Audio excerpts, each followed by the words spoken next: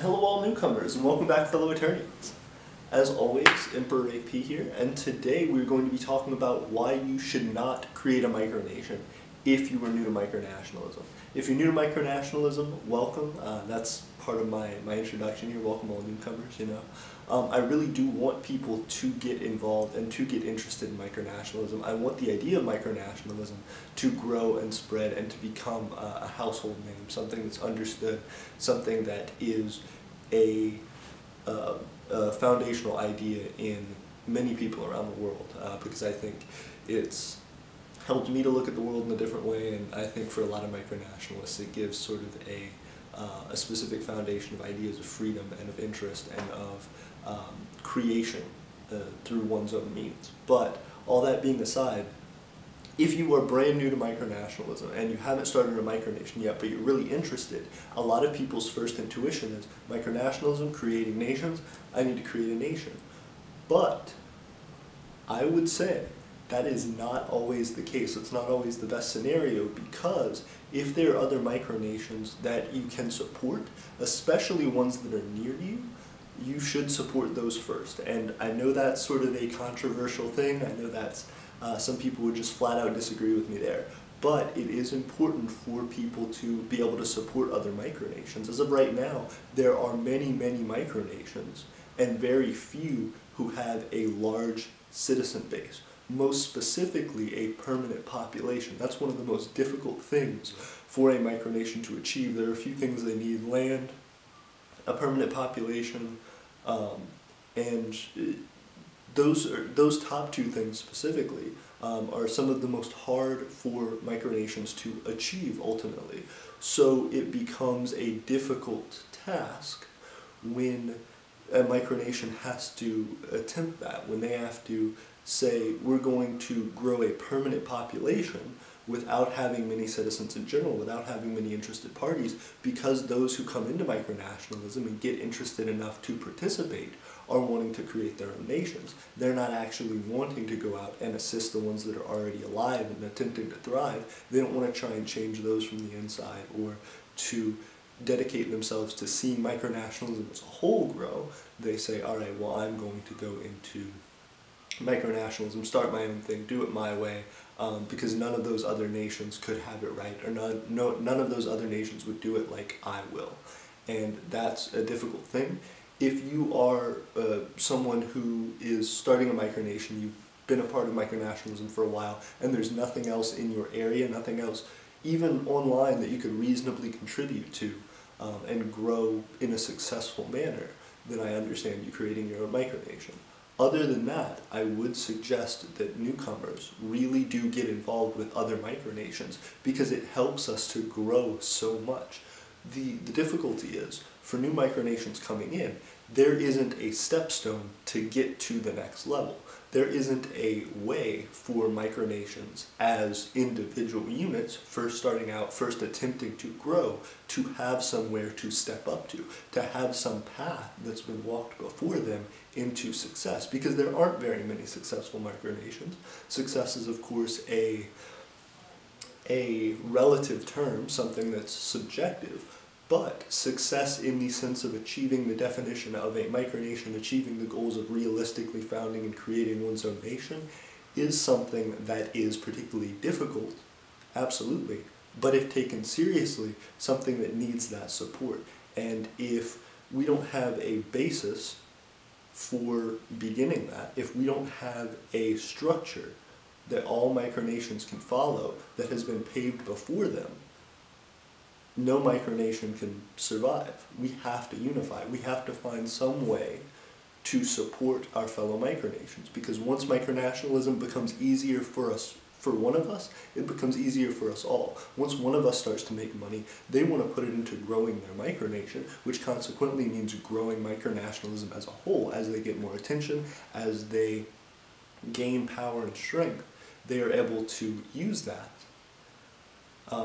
to grow micronationalism as a whole, as a thing to be marketed, as a thing to be educated on.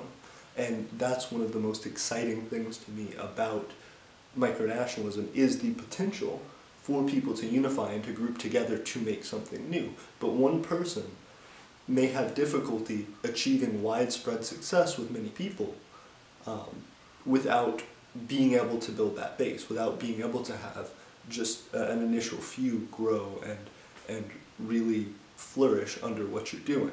So, that being the case, if you were someone who is interested in micronationalism, please go and join another nation that's already founded so that you can get experience for yourself, so you understand more about micronationalism before you get into it, and so that you don't have the same pitfalls that many other micronations will run into. Rebranding issues, trying to change your policies all the time, essentially not having a strong founding identity and something that stays relatively the same throughout your lifetime. I mean, there's always evolution in a country, in a nation, but even still not having a good starting place, knowing what you're doing, lends to a lot of changes and a lot of recreations and a lot of, oh, well, this didn't work, so I need to try again.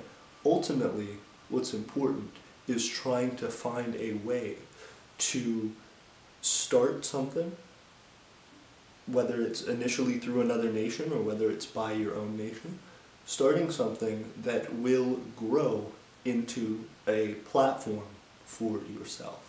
If you can't grow and thrive under another nation, how easy will it be for you to make others grow and thrive in yours? That's just part of the difficulty about micronationalism, and why I think there needs to be this change in the thinking, and why I think there needs to be more people who are encouraged to join other nations. As a community, I think we need to come to a consensus on this, because those who come in and just immediately start their own nation, I'm not saying we should turn those people away, but I think when people ask us about micronationalism, for those of us who already have nations, we should recommend that they join a nation to learn about it, to really get experience. If you're someone who feels like you're not sure what you're doing with your micronation and you need more experience, you want something that feels more concrete, more consistent, more having more ability for you to grow your efforts in micronationalism, then by all means, please join another micronation. Even if you already have your own.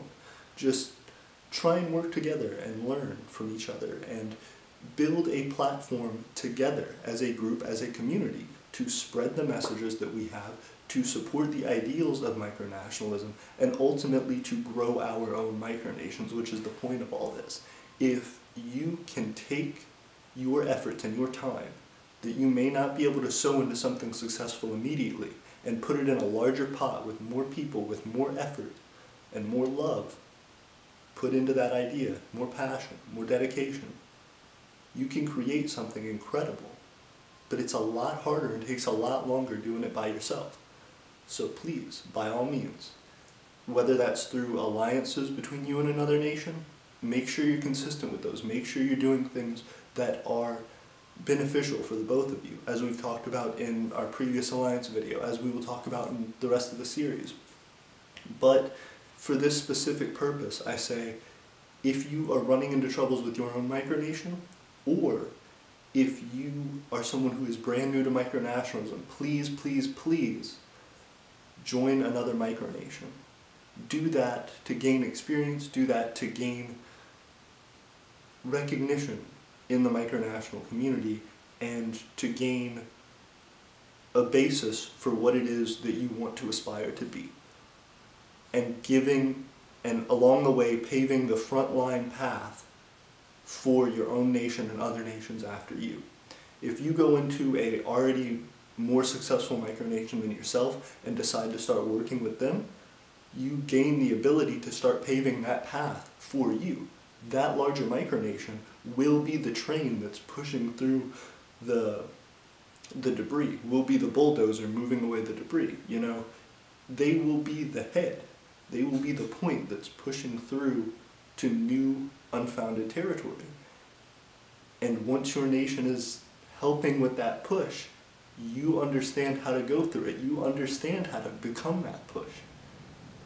Please work with other micronations and learn from them, as I would hope we can all learn from each other. Thank you so much for watching. If you haven't, definitely check out our website, our Discord. We have a micronational map. If you haven't joined that, you should check that out. I am in the middle of my semester right now, but I'm going to be doing a lot more with the videos. I'm really excited. We are up to 510 subscribers. I am so excited. Thank you all so much. We are onward and upward to our 1,000.